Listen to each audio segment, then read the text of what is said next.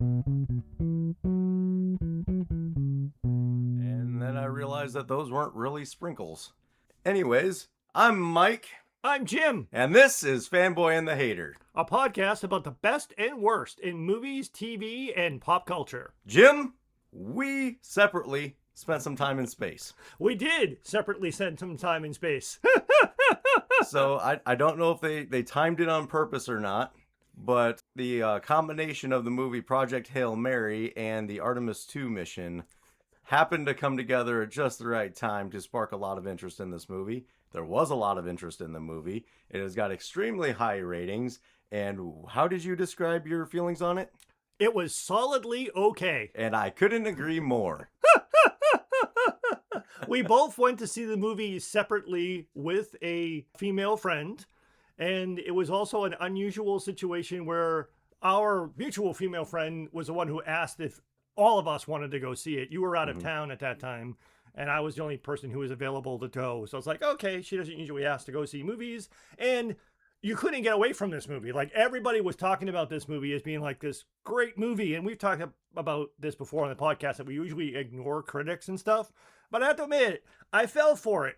It's like, oh, this movie is based in space. It's science fiction. It's from the same guy who did The Martian. Maybe this will be cool. I even made our friend go see it in IMAX because it's like, it's a space movie. It'll be cooler in IMAX. And it wasn't just critics, though, that said that it was awesome. Like, everybody was saying that it was awesome. Yeah. And I'm not going to lie. I kept nodding off through the entire first half of the movie because it was wholly uninteresting. Of the 15-hour movie? It is 2 hours and 46 minutes long, and dear God, you feel that. Yeah. I'd spent a week out of town, and the whole time I was out of town, basically I was sleeping on a couch, so I barely slept for a week. So I was really tired, and it caught up to me, and I just could not keep going because it wasn't interesting enough to keep me into it. It was so drawn out, the parts that just didn't matter. It felt like it was trying to pull heartstrings where there wasn't any, at least in the first half of it. Yeah, it's weird. It's like, I mean, as I was watching it, I wasn't thinking it because I was just watching it. And again, we weren't initially planning a podcast about it, but just because we had both separately seen it, before it fell out of our mind, we decided, let's do a podcast about it. I kind of understand, like, after the fact, it's like, okay, it kind of needed to be long in a way to sort of make some of the elements more realistic. And I also understand why the non-linear storytelling was kind of necessary. But at a certain point, especially in the first half of the movie, it's like, okay, I get it. We don't have to keep flashing back. I get enough of it. It's like, can we just go forward? And then it goes forward for like a long time, and then it starts flashing back again. It's like, can we just stop that? It's like this. So there's a lot of things. It's like the movie didn't need to be as long as it was, but I kept waiting for it to, like, okay, when is it going to kick into the part where everyone says this movie is so awesome? Mm-hmm. And it never really happened. And then when the movie was over, I was just like, huh. That was a long time sitting in the chair watching the movie. Yeah. Well, and you mentioned the flashbacks. They kept doing the time jump back and forth, and usually they do that because there's like a big twist that's revealed or something. Mm-hmm. And the big twist that's revealed is like, oh, he didn't actually volunteer for this. He was forced to do it. Doing the flashbacks for that isn't that big of a deal. That could have been a linear story and still had the same effect. Yeah, again, it was a double dip because as you're doing the flashbacks, you're like, well, he's not training to go on this mission, so why is he on this mission? And then they show you the other flashback about how he didn't volunteer for it. This was actually and I haven't read the book. I was going to read the book if I enjoyed the movie. I did not enjoy the movie, so I decided not to read the book. But I read a bunch of articles that compared and contrasted the book and the movie. And in the book, that sort of like double reveal happens all at once. Like, you learn very early on in the book that not only did he not train for this mission, but he did not volunteer, and he was actually forced onto it. You learn that almost immediately in the book. It is left for a late reveal in the movie, and the author said that it probably worked better to have that late reveal in the movie, but it still was, to your point, pointless. Yeah. It's like way too much time was spent on that stuff. It's like the reveal wasn't that relevant to the Right. movie. So it's like, why did we have to drag our feet for so long through those things? I don't understand. The big twist is like after he already said like, "Oh, I've made peace with it and I'm good with it" and stuff like that. So then it was like a big heart wrench, or supposed to be a big heart wrench when you find out later, "Oh no, it didn't." It's like, but if you'd have said at the beginning that he didn't volunteer for it, Hmm. then it makes all of this that much more heart wrenching the whole time instead of just like one little bit. Well, there's also the wrinkle of he also had amnesia, which they intentionally gave him in part so that he wouldn't remember that he didn't volunteer for Hmm. mission. So he didn't really piece all of it together. He pieced together, he regained enough of his memory and was knowledgeable enough of what was going around to understand that he was not going to go home. So that he was on a suicide mission. He then realizes later that he never even volunteered for the suicide mission nor trained for the suicide mission. But still, in the book, that's a little bit, you, the reader, find it out early in the book. The character doesn't come to the realization later because he has kind of Swiss cheese memories because of the forced amnesia thing and the time spent in the spaceship. But again, it's like, it was all done to make it like more dramatic. And like you said, to maybe pull on heartstrings. And this whole thing about the way that the movie does it, some people say he's shown to be a coward, and then he pivots from, oh, I remember being a coward, to now I'm going to be super brave and go save Rocky. And that was supposed to be like a dramatic like pivot. It was just like, eh. I don't really Yeah. buy into the idea that he was a coward, because it makes perfect sense that you wouldn't want to go for two reasons, which is actually one of my, again, I wasn't thinking about this while I was watching the movie a lot of, because I just watched it to watch it. But like afterwards, I was just like, dude should have been dead fucking immediately. Of the three people on the ship, he's the only non-astronaut, Hmm. never trained. He should have been fucking dead immediately. Yeah, how did he survive when the other two died when they were ready for the mission? Exactly. And that's never really explained, like why he lived and the other two died. But the fact that the only two people actually qualified to do any of the astronaut stuff, because he was basically essentially a scientist who would be a mission specialist. Now, even in like real space missions like NASA and stuff, it is true that there are scientists who are not astronauts who are mission specialists who are sent into space, but they have to go through full astronaut training and pass it in order to be able to go on the mission. The other astronauts will do the astronaut stuff, but you still need to go through all of that training to prove that you can go. Yeah. But all of the other stuff, like you had to do, like the flying of the ship and the spacewalk and stuff, never been trained. No, that dude should have been dead so many times early on in the movie. Is like, it's so completely unbelievable. Like a lot of people compare this to The Martian, which the guy who wrote this book also wrote The Martian. The Martian was more believable because Matt Damon's character, I saw the movie, I didn't read the book. He was an astronaut, fully trained astronaut. Yeah. He knew how to do the astronaut-y things. Ryan Gosling's character, no. Should have Right. been dead immediately. And he is a self-admitted failure in a lot. Like he was smart, but he failed all the time. Mm-hmm. Yeah, I agree. And one of the things that it bothered me a little bit, but the person I went with, like immediately when we were leaving, I was like, "Oh, what'd you think?" Immediately was like, I was okay with it until Rocky, and not that Rocky existed. It was how quickly they learned how to communicate. Well, that was another one of those things where the movie is sort of longer, maybe, than it has to be in order to try to make that a bit more believable. But she didn't find it believable. No, because I mean, in our heads, and I agreed with her. In our heads, like we knew that was probably a year or two or something. It could have been a long time, but in the movie, it was like 10 minutes, and all of a sudden they knew. And like right away when they first connected, like he was making these little things to communicate. It's like how would he have known how and what to do with that? And I could kind of write it in my head a little bit of like, well, Rocky was there because he was incredibly smart too. Like that's why he was on that mission. Both of them are incredibly smart. That's why they're on the mission. That's why they were able to figure the things out that don't really make sense how quickly they were able to figure things out. Yeah, in the book, it's more clear that Ryan Gosling's character is a scientist and Rocky is an engineer. And somewhat similar, Rocky is the only survivor of 23 living thing crew.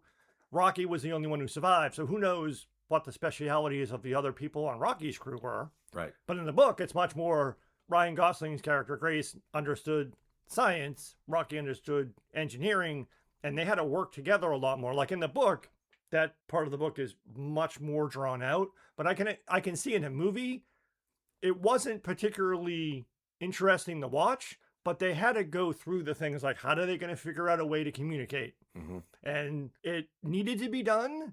Some parts of it were interesting. Some parts of it were not.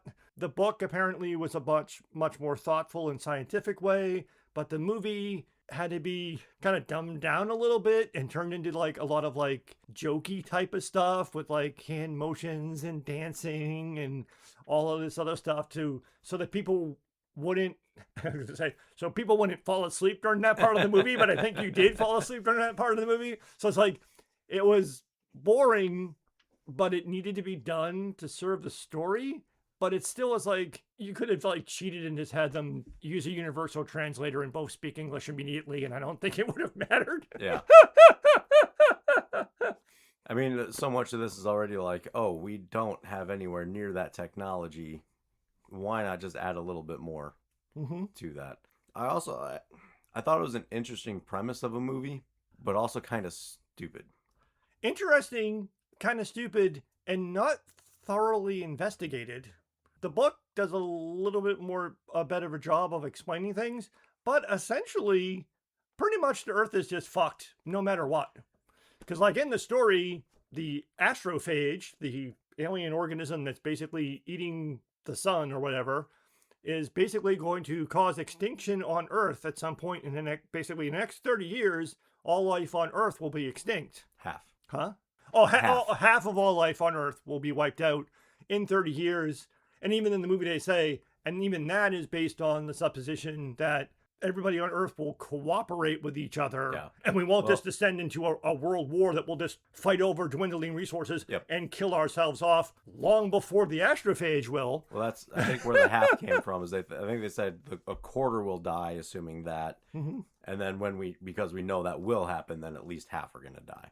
But yeah, I mean, that's a lot. I mean, I think what it wants you to do is put yourself into that position and think like, okay, would I sacrifice myself for half of the world? And you're supposed to think, yeah, I definitely would. Mm-hmm. Me, I might think, well, I might be a survivor. I can do things. I can maybe survive. Yeah, I'd go. Well, that's just the thing. And again, it's not made very clear in the movie, but essentially 20 of those 30 years is taken up. So by the time the stuff that is sent back to Earth happens, that's 20 years after the mission launched.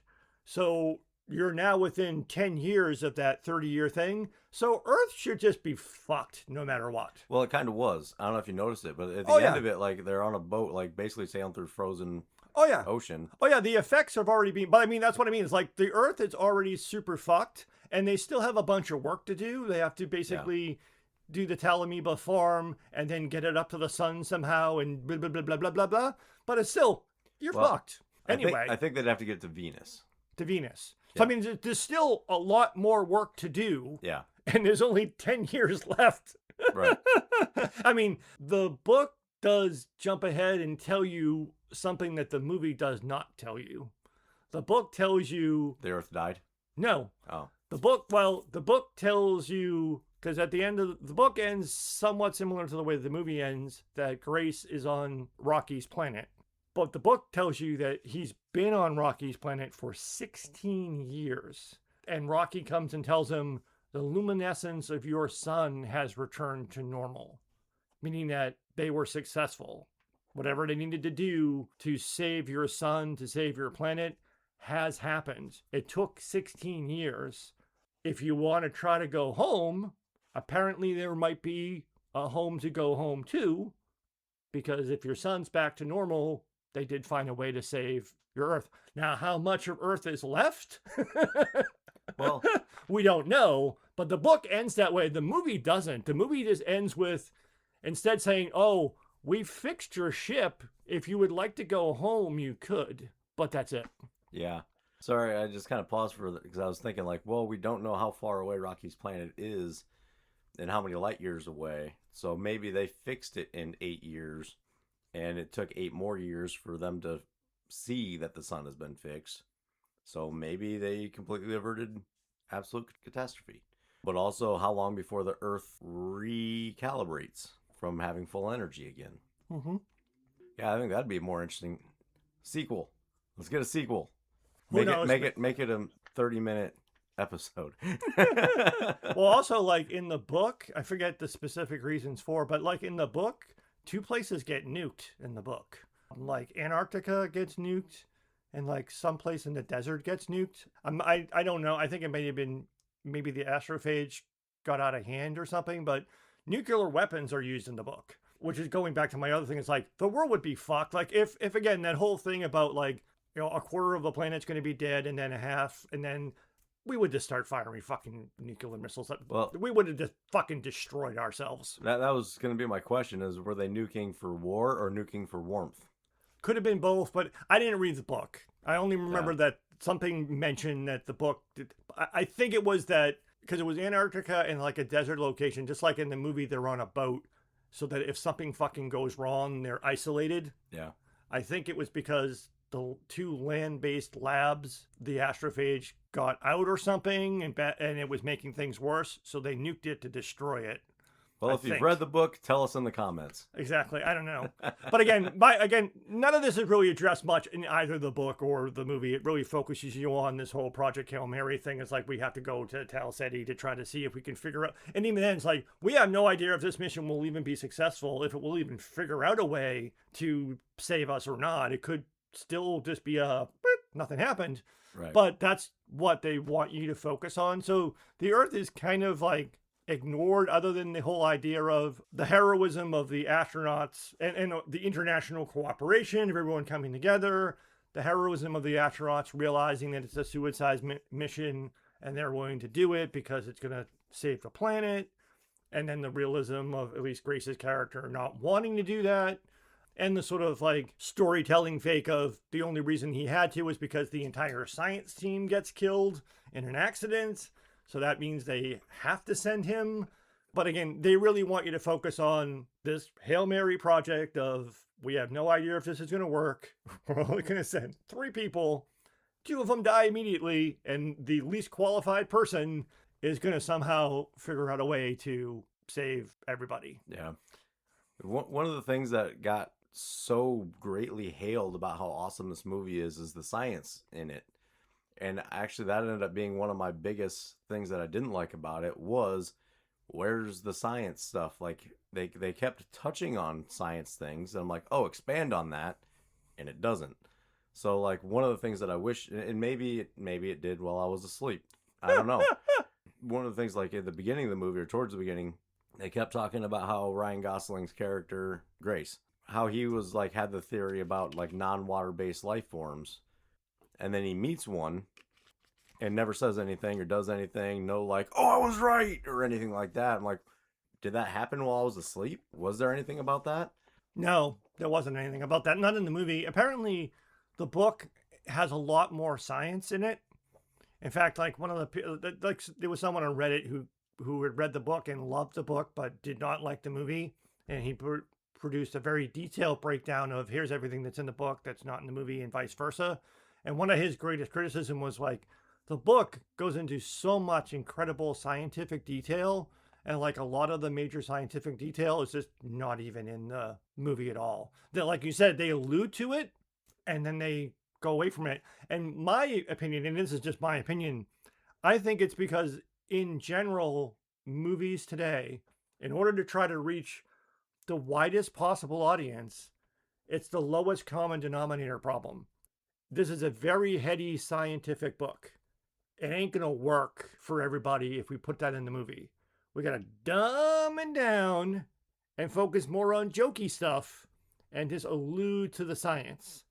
And that's what the movie does. Like in the book. Are we talking about Mandalorian and Grogu? Sorry. I don't even want to go there. But that's probably not a great example. But I mean, again, in the book, all of the jokes are scientific jokes. In the movie, all of the jokes are fucking jokes little kids can laugh at. Yeah. It's a lot of just like dumb humor, a lot of like physical comedy, a lot of like Rocky jumping around like he's a hyper 8-year-old and like talking in again, I mean, they find a way to communicate, but talking in very like childish type sentences and stuff. And Mhm. it's dumbed down tremendously from the book. But I think that the reason for that is so it will appeal to a movie audience. And again, a lot of the humor gets translated into physical comedy gags, which Ryan Gosling is good at, but it doesn't make the movie good. Yeah. It's like a lot of people in the theater I was in laughed a lot.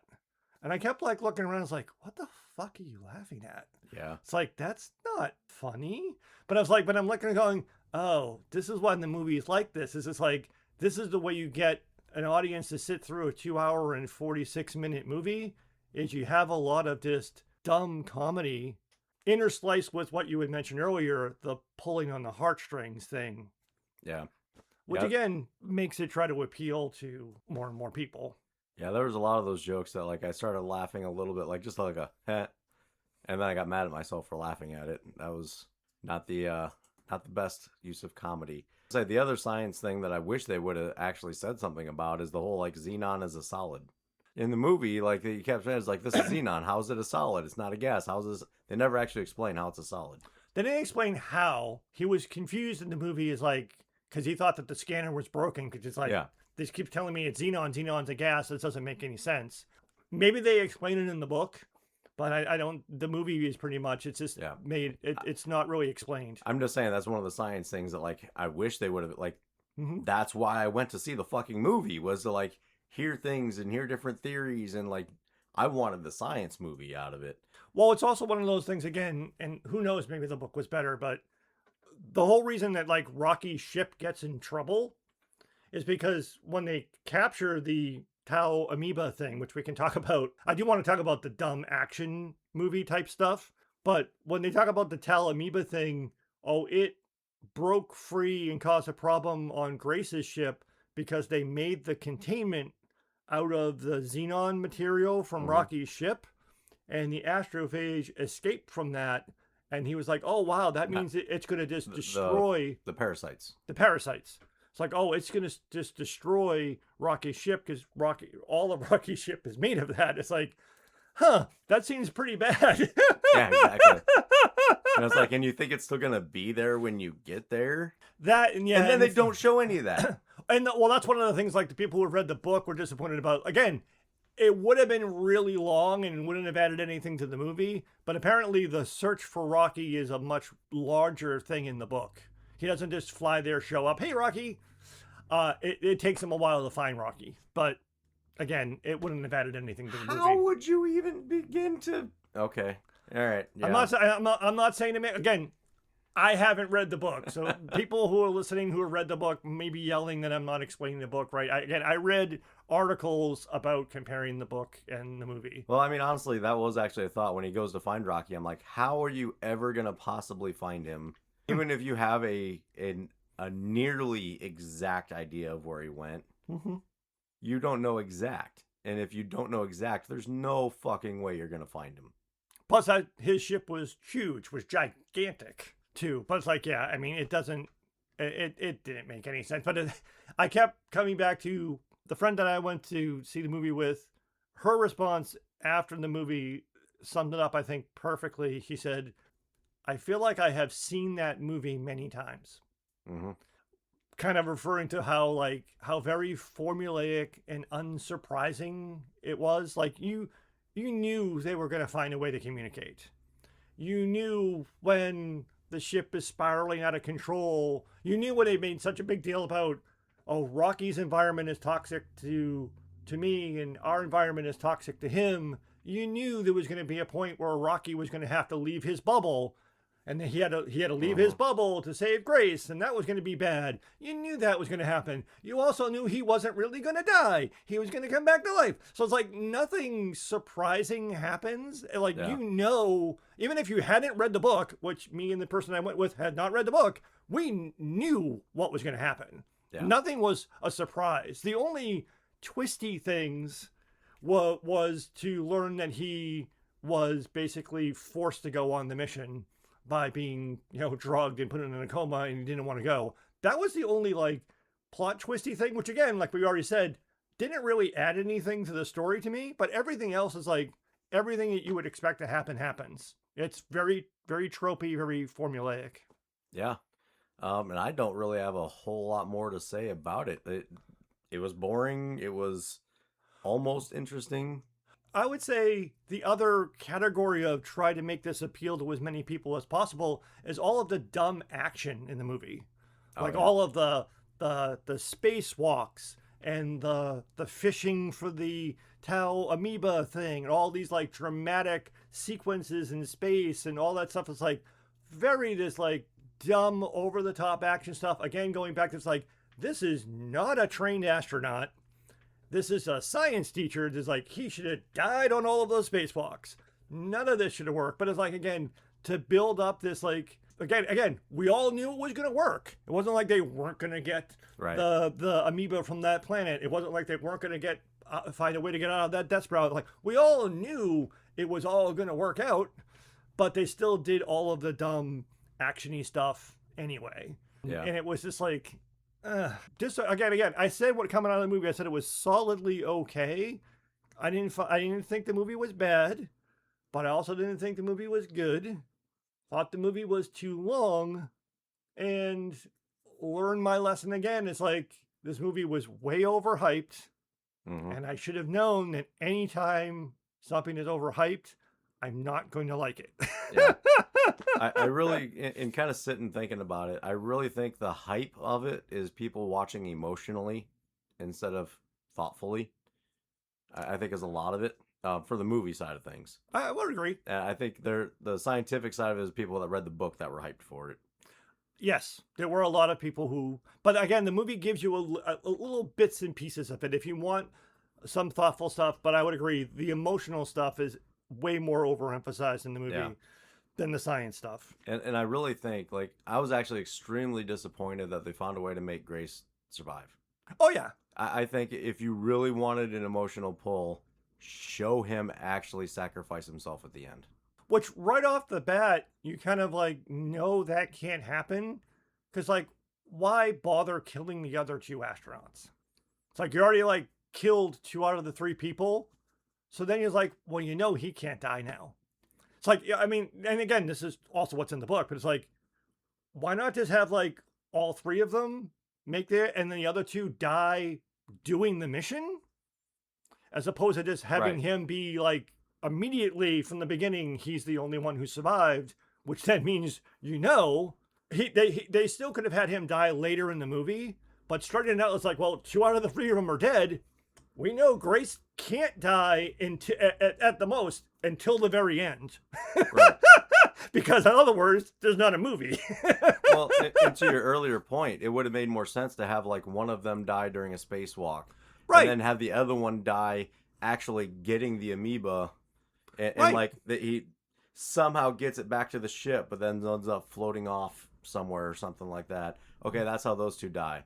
And then have Grace actually die saving Rocky at the end of it. Right. He sacrificed his life on Earth in order to save his only friend. Well, not much of a sacrifice of his life on Earth because he only had Rocky as a friend. He didn't have a life on Earth. He didn't have anything to sacrifice at that point. It was all gone already because he's been there for 20 fucking years. Right. So what was he actually sacrificing? He needed to actually sacrifice himself for it to actually be an emotional pull. Yeah, because actually it would... They need to quit fucking ending these movies on a positive note every time. It would have also made a lot more logical sense for him. It's like, oh, wow, Rocky's fucked. Oh, well, too bad for him. I'm going back to Earth. I didn't want to fucking be here in the first place anyway. I'm fucking going back to Earth. Or that, make us hate him at the end. Yeah, it's like or just leave it open-ended. It's like, Rocky, or even... They even set that whole thing up. It's like, when they parted ways in the story, it's like, neither one of them would know if the other one was successful. But setting up this thing, it's like, oh no, something bad happened. I stopped it before it destroyed my ship, but Rocky's going to be totally fucked. It's like, why? Because again, like you said, the emotional thing. But again, if the movie was more believable, it would be more believable. Like, well, well, that Rocky dude is fucked, but I have to go back to Earth. Because also the thing is like, sure, he sent those little probes out. It's like, but wouldn't it have been like, make more sense? It's like, I better make sure that Earth is saved. Just firing off those probes and then turning back to go get Rocky. It's like, Yeah. and again, in the movie, he has no idea whether or not it worked. In the book, he does find out after living on Rocky's planet for 16 years that apparently it must have worked. Right. But the way the movie ends, he has no idea. Did those probes make it to Earth? Did Earth survive? He also doesn't seem to be particularly concerned about it. That's kind of fair. Well, you would think too that, Rocky being such a great engineer with all this advanced technology and everything like that, would have figured out some sort of walkie-talkie situation to be able to communicate back and forth. So it could have been like, "Hey, bro, reinforce your shit, man. It's gonna get out and it's gonna eat your ship." Mm-hmm. Okay, thanks, bro. Or they could have figured that out before they parted ways. Because it seems to happen pretty Right. quickly. But again, at this point, the movie is like rapidly running to Right. its conclusion because it's already been going on for 2.5 hours. It's like that they could have figured it out and resolved that situation before they parted ways. But again, it's that forced inflection point in the story of to add another element of action, another element of emotion, and Yeah. he's making this difficult decision. What would you do? And again, the pivot in the movie is like, it's revealed that he was a coward and he didn't want to go on the mission at all. Now he's going to be super brave, not only completing the mission for Earth, but he's also going to potentially sacrifice himself to save Rocky, which to your earlier point, then let him actually do that. Let him actually die saving Rocky. Right. And then but then you get an unhappy ending, which one of your earlier points, Hollywood doesn't like to give us unhappy endings. Yep. Or at the end, "Hey, we figured out a way to get you back to Earth." And he could just simply go, "Well, I don't know if Earth's still there, so fuck it, I'm staying." Which again, in the book, he knows it was successful. In the movie, it's just like, "Oh, we finally fixed your ship." So the movie makes it seem like he couldn't go back to Earth and he was stuck there for a while. And Yeah. he said, "Oh, if you want to go back, we finally finished repairing your ship. You could go back if you want." Was it fix the ship or got the fuel? It might have been both. I don't know. Because- one or the other. Because I know Rocky had to give him enough fuel so that he could Yeah. make it back. Because, like, if they're able to create all of that, everything that he lived in to make it seem and look like Earth, Mhm. you'd think they'd be able to fix a ship pretty quick. Yeah. Or give him another ship, a different ship. Right. Right. Yeah. I don't know. The more we're talking about, the less I'm liking this movie. The thing is, and I may have this incorrect, but I believe that there's an interesting thing in the book where not only is Rocky's environment toxic to Grace, but there's nothing for Grace to eat. So I believe in the book, Grace is cloned so that they can kill the clones to feed Grace the clone meat. He calls it in the book me burgers. So what he's actually eating on Rocky's planet is food cultivated from his own dead clones, because there's nothing on Rocky's planet he can eat. But he is living in an environment to protect him from the harsh environment of Rocky's thing. And they do make a joke in the movie about not getting the water temperature right.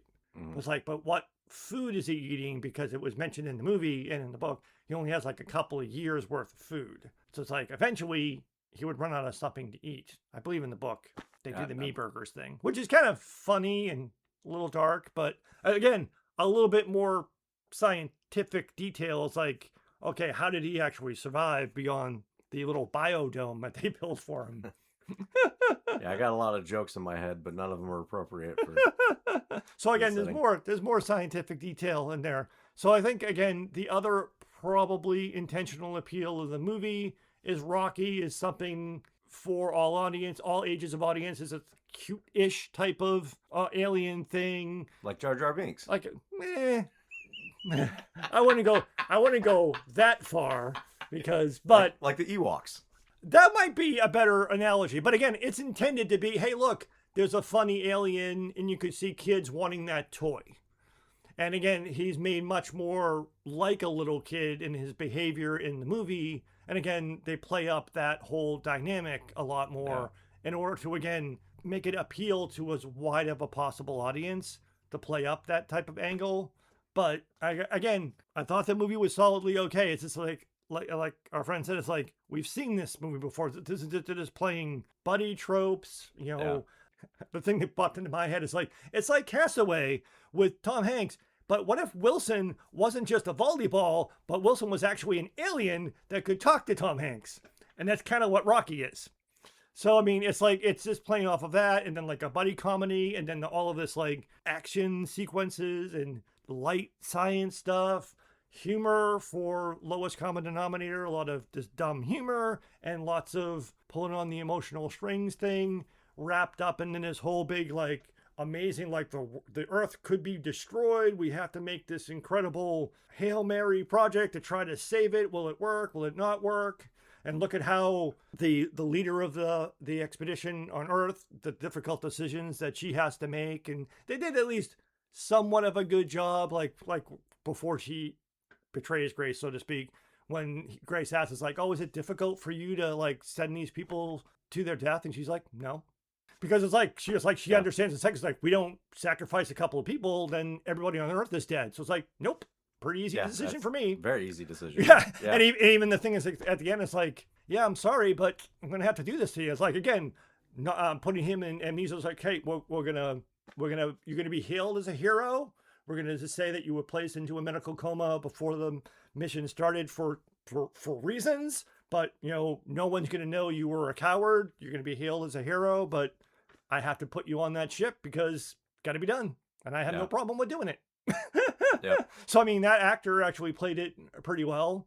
I mean, there are things that were added that are not in the book. She doesn't sing karaoke in the book. But again, why does that scene exist? They needed to show that there is actually a human being, that she is actually a person.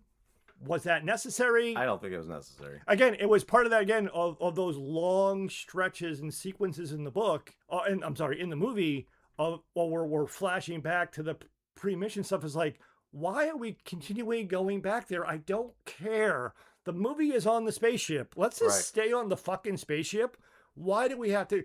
And I think they had to keep going back because maybe they were concerned that if we were just on the spaceship the whole time with Grace and Rocky, maybe people would get bored, and they wanted to try to pull in other elements of storytelling and human interest and stuff like that. But it's like, after a while, it's just like, you can cut at least a half hour out of this movie without losing anything. Yeah. And I think it would have been easier to just do it linearly. You probably could have cut out another 20 minutes because you wouldn't have to like remind everybody what was happening at the time, like where you're at in the timeline. Oh yeah, like the first 20 to 30 minutes of the movie, all of the before the ship launches stuff, and then just stay on the spaceship for an hour and a half and then end the movie. And that linearly, it would have been fine. Yeah, exactly. I mean, again, it's one of those things that we've talked about before. It's like, why is it like this in the movie? Probably because it was also like that in the book. But again, I'm not a fan of non-linear storytelling in general, especially when I don't see the point in it. It's like, there are times when it is useful as a storytelling technique, but at a certain point, it's like, stop the fucking flashback shit. The story is on the spaceship. Let's just stay on the spaceship and finish the fucking movie. Yeah, because it confuses a lot of people. If you're dumbing everything else down, that's a thing that confuses people, is the flashing back and forth. Well, that's why, like, that person whose article I wrote is like, in the book, you actually learn important shit during the flashbacks. Like, all of the major, like, scientific, like, discoveries and things that they figure out and stuff, a lot of that stuff does actually happen on Earth. And none of that's given to you. Very, very little of that is given to you in the movie. But even the science that happens on the ship is also better explained. But all of that is, again, the slate is wiped clean. Because, again, if it was too much of a faithful adaptation, the movie would be too nerdy, and it would not appeal to a mass audience. I'm okay with nerdy. I'm okay with nerdy if it's done well. Yeah. So kind of let's actually try to end an episode. My conclusion on this is really just kind of I'm not mad that I saw it, but I probably don't care to see it again. If it was 40 minutes shorter, I'd watch it again just to try to catch up on the things that I fell asleep during to make sure I didn't miss anything. But I really just don't have any interest in doing that. Yeah, I would say my concluding thought was I made the friend of ours that I went to the movies with, I made her go see it in IMAX because I bought into the whole thing of it's a space-based movie. Won't it be much cooler to see in IMAX? And I would say that there's only one scene in the entire 2 hour and 46-minute movie that was worth actually seeing in IMAX. Like one of the times when he goes on a spacewalk and like the sky just lights up with all of the red flashing lights and you get this grand panoramic view of where they are in space. That was really cool to see in IMAX. When he's in the Petrova line and it's kind of showing the... When they figured out the Tau amoeba thing, Mhm. that the sky, when he on one of his spacewalks. And Yeah, that's what I'm talking about. I think Yeah. that's what it was, is he was in that line. Yeah, oh yes, you're right. And that's what all the flashing lights were. Right. So that 10-second snippet was cool to see in IMAX. I don't think any of the other space-based stuff was even particularly interesting. Yeah. So it's like I was disappointed in that. So I would echo what you said. I don't think it was a bad movie, but I definitely don't think it was a good movie. I have no desire to ever watch it again, especially since it's 2 hours and 46 minutes long. But it's like solidly okay, but a very predictable movie. And I would think ultimately you don't need to see this movie. Ignore the hype. This movie is not as good as people are claiming that it is. I would say watch it in sections, like a mini series, on your own at home. As a streaming thing, it might be more tolerable because you would be able to pause and take a break. Yeah. But back to your earlier point. When you start to nod off, pause it. Well, that too, but even there is a long stretch in the middle part of the movie where they are on the spaceship. But that's another reason why the nonlinear storytelling is annoying. If they could have just put all that together in one section, then you can just watch all of the stuff before the ship launches stuff, pause, take a break, maybe take a day, come back tomorrow, pick it up from there. But because they keep doing the jumping back and forth shit, it would even start to annoy you. But again, on a streaming service or a DVD, you would be able to watch this movie in installments, piece by piece. Do they still make DVDs? I think so. But it might be a little bit more tolerable in that fashion. Definitely not a good theater experience. Like I said, you fell asleep Yeah. during it. I didn't fall asleep, but it's like I felt. You wish you had. I wish I had. It's like I felt the length of the movie. So Yeah. definitely I would say solidly okay, but skippable, overhyped movie. So that's it for this episode of The Fanboy and the Hater. Check out our archives for past episodes and check in every Thursday for a brand new episode. Thanks for listening. Thank you.